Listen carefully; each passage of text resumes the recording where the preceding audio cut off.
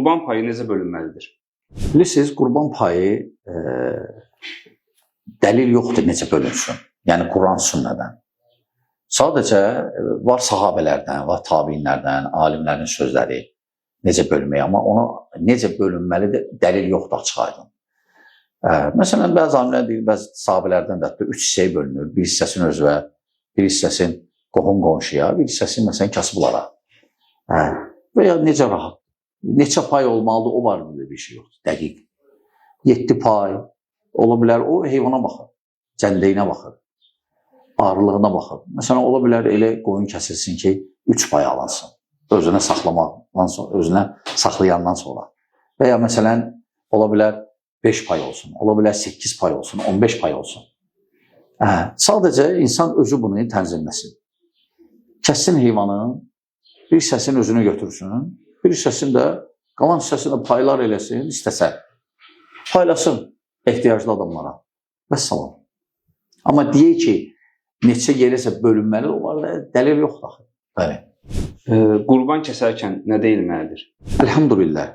Qurban kəsərkən nə deyilməlidir? Əsas niyyətdir. Niyyət məsələn, bu sənin adından, tərəfindən Allah yolunda qurban kəsilir. Bismillah, Allah ekber. Vəssalam. Bismillah da demək olar. Bir də Allah ekber deməsən, Bismillah desən, əsas Bismillah deməkdir. Orada qeyri-adi nəsə bir şey yoxdur. Həm də bilirsiniz ki, dinimiz hasandır. Hasan dindir, hasanlığı təbliğ edir. Çətinliyin əleyhinədir. Və ona görə sadəcə kəsən adamda niyyət belə olsa yaxşıdır. Necə? Niyyətində olsun ki, mənim və mənə aləmin adından. Mənim və mənə aləmin adından. Onda hamı daxildir. Hətta ölənləri daxildir. O cür niyyətlə kəssin, şərt deyil, belə sözləndirsin. Sadəcə kəsənə deyə bilər ki, bu mənim filan kəsin qurbanıdır, bilsin kəsən adam, kim kəsəcək. Vəssalam. Bismillah desin, qutardı, kəssin. Belə qibləyə yönətmək vacib deyil. Qibləyə yönətmək vacib deyil, amma düzdür, bizdə adət dəmçilir. Həm də tərəflərin ən hörmətli tərəfdir. Əgər tərəfə qalsa, əlbəttə qiblə yaxşıdır. O baxımdan hə. Amma birdən qiblə səhv olsa, eyb etməz. Qurban əsas bismillahdır. Aynandır. Bir sual verirlər ki, qurban kəsəndə qan sıçrayar. O paltarı namaz qala bilərəm. Əslində qanın nəcis olub olmamalı, alimlər ixtilaf. Lakin, bəli, o qan oradan təmizlənməlidir. Qan təmizlənməlidir bacardıqca. Düzdür, məsələn, tutaq ki, biri deyə bilər ki, o vaxt döyüşlər idi, yaralılar var idi. Onlar onda necə namaz qılırdılar, yox idi, başqa hal. O, bilirsiniz, vəziyyətə uyğun. Amma məsələn, normal bir vəziyyətdir, yaxşı bir vəziyyətdir. Qan sıçrayıb, oranı yuq. O yeri suna, sil və s. Ləkəsi qalsa eyb etməz. Namazı qıla bilərsən. Bəli. Şeyx, bir də qurban kəsmək üçün bayramdan əlavə 3 gün vaxt var. Həmin o 3 günün birinci və yaxud 3-cü gün və bayram günü kesilmək fəzilət baxımından fərq var. Bilirsiniz, elhamdülillah, qurban bayramı orucluq bayramından biraz fərqlidir. Orucluq bayramı bir gündür. Amma qurban bayramı bir gündən əlavə 3 gündə davam deyir. Ona deyirlər təşrik günləri. Təşrik günləri. Yəni Zilhiccənin 10-u bayramdırsa 11-i, 12-si, 13-i məğrib namazlarla davam deyir. Qaldı ki, qurban kəsməyi.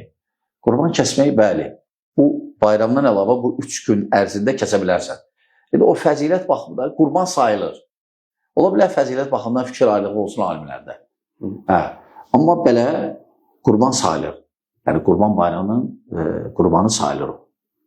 Bəli, bu 3 gün bayramdan əlavə 3 gün ərzində kəsə bilərsən. İndi bizdə bu Zilhiccənin 10-u, 11-i, 12-si, 13-üdür. Bu xristiyan tarixi ilə 6-sını düşür. 6-sını düşür. Deməli, 6-sı, 7-si, 8-i, 9-unacan, məğribəcan, axşam namazınacan qurban kəsilə bilər. Bu bayramla əlaqəli. Və həmçinin də o zikirlər əsasən də namazdan sonra və ümumən o zikirlər əsasən nə zikirdir? Allahu Ekber, Allahu Ekber, La ilahe illallah, Vallahu Ekber, Allahu Ekber və lillahil hamd. Bu zikri çox eləmək bu günlərdə. Və təşrik günləridir ona görə, bəli. Bir də çox sual verirlər ki, qurban kəsərkən edilən xətalar? Elhamdülillah, qurban kəsərkən edilən xətalar artıq şeylərmi? Məsələn, tutaq ki, Bismillahdən əlavə nələrsə oxumaq yenə. Bu gəlmir bu barədə bir şey. Bu bidətdir. Həmçinin məsələn götürüb, mən Bağdadlı deyəsən Hindistandan gəlib. Götürüb məsələn qanı çəkirlər belə. Elə bir ki, Hindistandır. Və ya məsələn cürbəcür fikirlər var ki, gör ki, onun sümüyü sınmamalıdır heyvanın. Yoxsa onda necə bunu çıxardaq, bunu necə yeyək? Onda yeməyək də qoyaq, sərgi kimi qalsın servantda. Yox, sındırmaq olar. Sonra məsələn səhv fikirlərdən fikirləşirlər ki, məsələn bunu kabab zad eləmək olmaz ki, müqəddəsdir. Yox, kabab eləyə bilərsən. Həmçinin səhv fikirlərdən məsələn deyirlər ki, qurbanın ətinin, sümüklərin gəlib bastırasan. Məsələn, müqəddəsdir belə. Yoxdur. Və ya məsələn, heyvana vermək olmaz. Yox, əlbəttə, heyvana vermək olar. İtdir, pişikdir, o sümükləri verə bilərsən heyvanlara. Tullamaqdansa elə heyvanlara ver. Bu tərəfdən də savab qazan. Çünki heyvana baxmaq savabdır.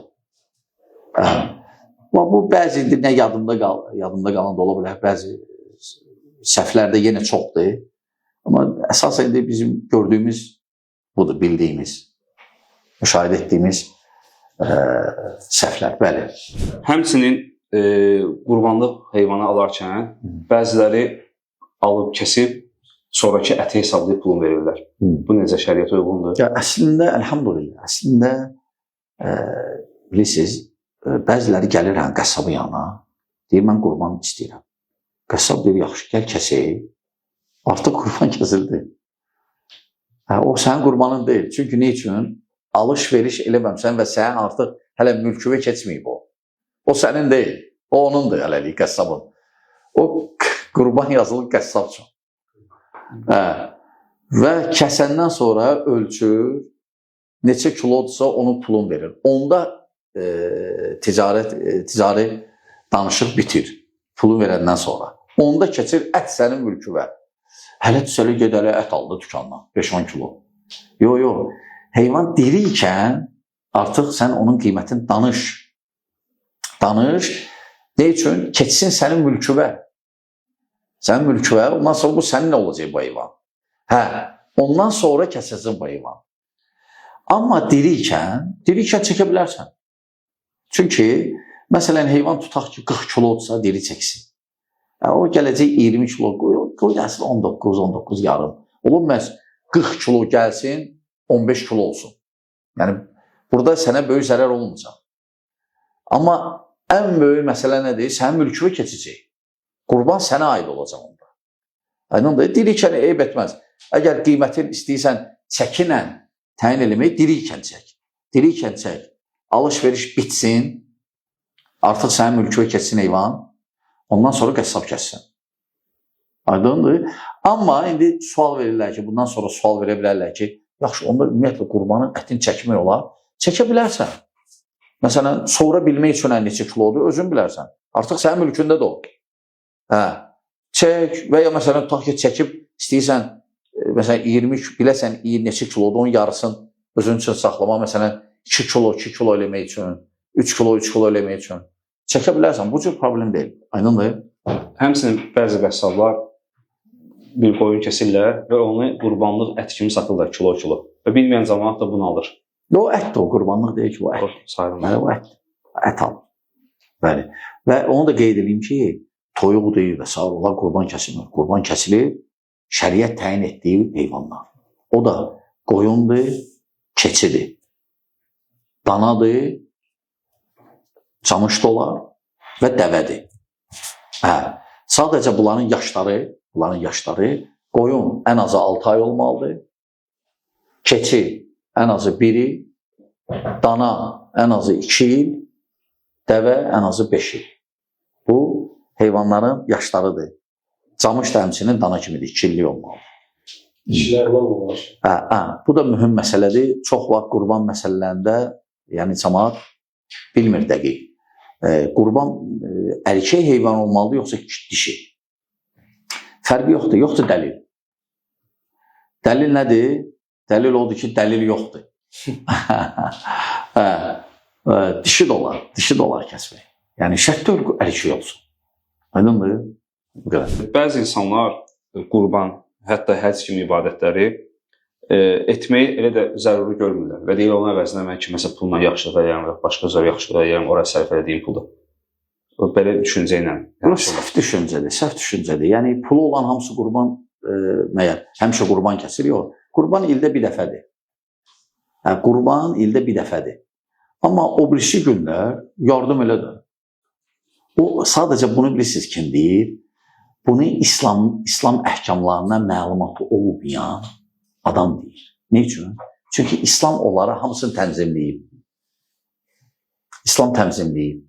Həm ət baxımından, həm maliyyə baxımından. Məsələn, qurbanda ətdir, aydındır. Amma başqa vaxtda nə qədər məsələlər var. Məsələn, zəkat. İslam Allah hamısı tənzimləyib. Bunu deyən adamın xəbəri yoxdur. Zəkat. Sonra hələ Ramazanın sonunda fitrə zəkatı. Gündəlik sədəqə nə qədər istəyirsən verir yenə şərtsiz. Nəzir, məsələn. Yəni, bunlar hamısı var. Maliyyə cəhətindən bunlar var. Yəni, əgər hamısı bu qanunları tətbiq eləsə, yəni o təmzimlənir. İslam Allah hamısı tənzimləyir. Elə fikirləşməyin ki, İslam belə dindir ki, bir qurban kəsən orada kasıb acından ölür, ona pul vermə. Yox, onu kömək elə. Sən əgər qurban kəsirsənsə, imkanın var deməli biraz. Kömək elə. Amma bu o demək deyil. Qurbanı ləğv eləyək, kömək eləyək daima. Əgər bir adam belə yanaşırsa, səhv yanaşır. Aydındır? Bəli.